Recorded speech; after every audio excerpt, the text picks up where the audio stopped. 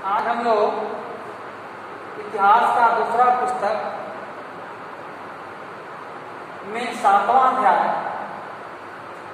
का जो टॉपिक है बुनकर, लोहा बनाने वाले और फैक्ट्री मालिक, इसको हम लोग पढ़ेंगे।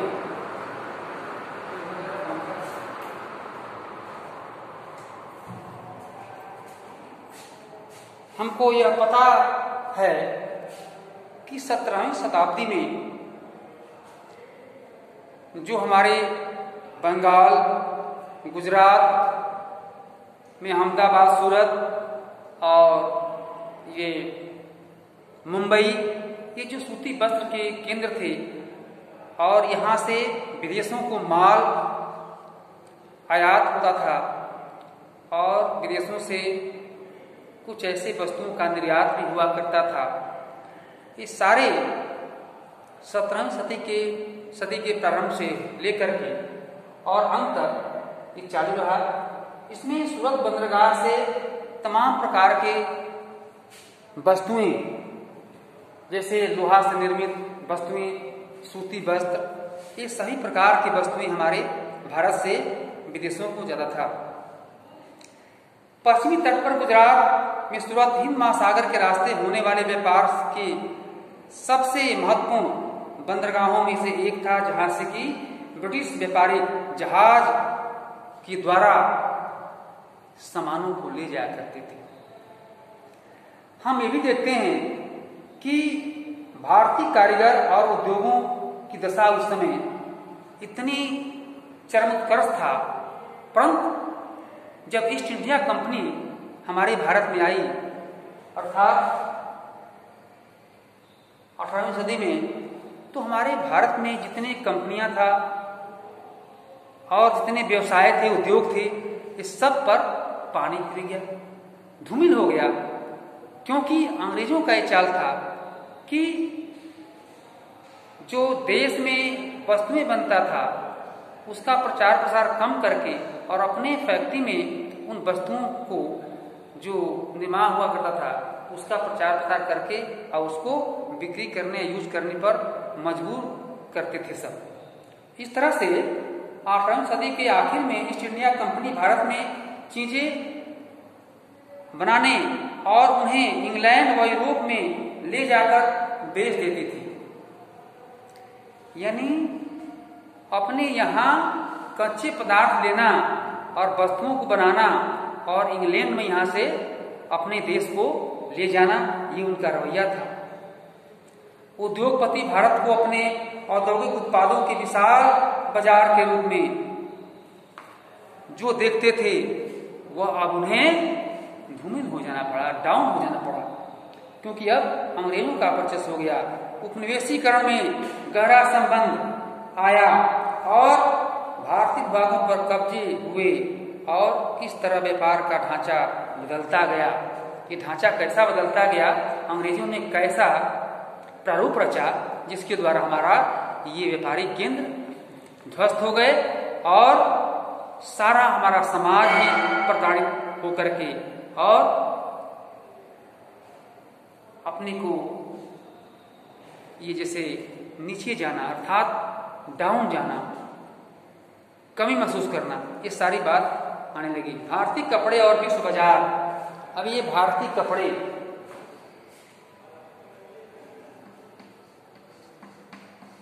भारतीय कपड़े और विश्व बाजार। अभी भारतीय कपड़े अर्थात भारत में सूती वस्त्र का काफी बोलबाला था, केंद्र था। सूरत था, अहमदाबाद, बंगाल में तो काफी जूट और सूती वस्त्र के केंद्र ही है, जहाँ की महाराष्ट्र में भी, जहाँ से भी सूती वस्त्र के केंद्र अनेक हैं। इस प्रकार से भारत से विदेशों को सूती वस्त्र का निर्यात आयात हुआ था और निर्यात यहाँ से आयात, वहाँ से हम अनेक मशीनरी वस्तुओं को करते थे। बंगाल पर अंग्रेजों की विजय से पहले 1750 के आसपास भारत पूर्वी दुनिया में कपड़ा उत्पादन के क्षेत्र में औरों कोसों से आगे था। भारत कपड़ा उत्पादन में सबसे आगे था। कपड़ा का व्यवसाय भारत में चरमोत्कर्ष था और यूरोपीय में इन बाजारों का इन कपड़ों का बहुत मांग थी। विदेशों में भारत का रेशम और यहाँ का सूती वस्त्र विख्यात था। भाषाओं के बहुत से जो व्यापारिक केंद्र थे हमारे भारत में, वो सभी अपने आप को काफी उत्पादन करने में वर्चस्व स्थापित किए थे। परंतु ये ईस्ट इंडिया कंपनी के आने के बाद उस पर काफी प्रभाव पड़ा। शब्दों में इतिहास छिपा है। शब्दों में इतिहास छिपा है, इसका मतलब क्या कि यूरोप के व्यापारियों ने भारत में आया, बारीक सूती कपड़ा सबसे पहले मौजूदा इराक के मोसूल शहर में अरब के व्यापारियों के पास देखा गया। इसी आधार पर भी बारीक बुनाई वाले सभी कपड़ों को मसलिन, मलमल कहने लगे। जल्दी ही यह सब खूब प्रचलित हो गया। जैसे कि मलमल, अपने ढाका का मलमल काफी प्रसार था। ढाका में मलमल का कपड़ा, अब मलमल कपड़ा नहीं रह गया, अब मखमल कहते हैं। जो गलीचेदार का चमकदार होता है उसका नाम अलग पड़ गया है। पहले टिरलिंग था जो विदेशी कपड़ा था, अब उसका वो रूप बदल गया है। ऐसे बहुत सारे शब्द हैं जो पश्चिमी बाजारों में भारतीय कपड़ों की एक लोकप्रियता की कहानी बनाए रखे हैं। हम आप ये देखते हैं कि 1730 में ब्रिटिश ईस्ट इंडिया कंपनी ने कलकत्ता स्थित अपने नुमाइंदों के पास इन कपड़ों को बनाने के लिए एक प्रारूप रखा। वही के मुताबिक उस साल कपड़े के थानों का ऑर्डर मिला। 5,89,000 थानों का ऑर्डर मिला जो कपड़े बनाने का। इस प्रकार से वे जो अंग्रेज जो कंपनी के कुछ मालिक हुआ करते थे, वो अपने कंपनी के द्वारा जो उन्हें अच्छे पदार्थ बन जाए और यहाँ पैदा हो, उसको अपने देश भेजना। और भारत में भी कुछ कंपनियों के द्वारा जो उन्हें अच्छा मिलता था उसको वे लोग बाहर भेजते थे। इस प्रकार से इस कंपनी के द्वारा जो जो सामान उन्हें मिला उसको जो वे लोग भेजते थे। हम इस प्रकार से देखते हैं कि ईस्ट इंडिया कंपनी की ऑर्डर वही का एक 1730 में गौर से देखें कि वही में किस तरह एक एक चीज की कीमत लंदन में ही तय कर दी गई थी। यहाँ कंपनी स्थापित और लंदन में इसका मूल्य तय किया जाता था। ये अंग्रेजों का चाल था। अब इसी वही में दी गई विभिन्न किस्मों के नामों को देखें और थोक में जिन कपड़ों का ऑर्डर दिया गया उनमें छापेदार सूती कपड़े भी शामिल थे।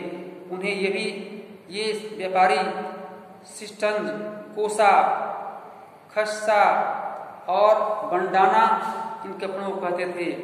आप जानते हैं कि अंग्रेजी का सिस्टंज शब्द कहाँ से आया?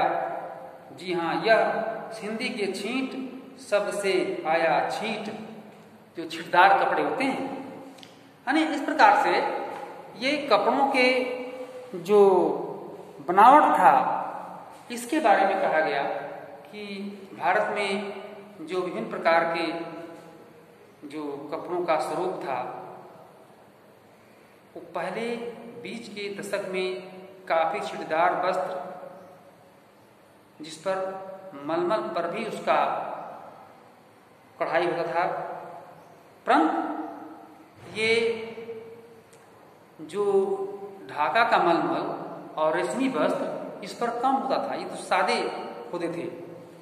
गांधी आश्रम बाद में आया इसे कपड़े, और फिर जो टेरलिंग था इस पर काफी मात्रा में ये छींटदार वो छींट देने का एक काम हुआ था ये टिरलिंग पर और सूती कपड़ों पर। तो इस प्रकार से हम लोग देखें कि वास्तव में भारत में बनने वाले सभी सामानों की सूची हम लोग अगले रूप में पढ़ेंगे कि कौन कौन से हैं और वो किस प्रकार से विदेशों को वह सामान जाता है और विदेशों से कौन से मसाले, कौन सी वस्तुएं, कौन सी मशीनरी वस्तुएं हमारे भारत को आता है, यह हम लोग आगे पढ़ेंगे। आज इस पाठ को हम लोग शुरू किए हैं।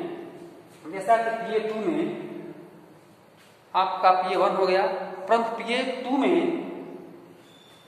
PA1 से भी अर्थात जो कोर्स है वो 1 से 4 अध्याय, इतिहास में 1 से 4 अध्याय, भूगोल में 1 से 4 और फिर ये जो नागरिक शास्त्र है उसमें 1 से 4 अध्याय तक के बहुविकल्पित प्रश्नों को आप तैयार करेंगे।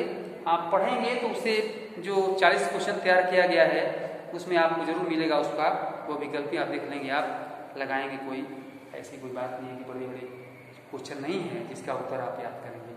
ये तो पैराग्राफ से क्वेश्चन लेकर के बनाया गया है। तो 1 से 4 तक, 1 से जो है 1 से 4 अध्याय तक आप इसको बना करके करेंगे।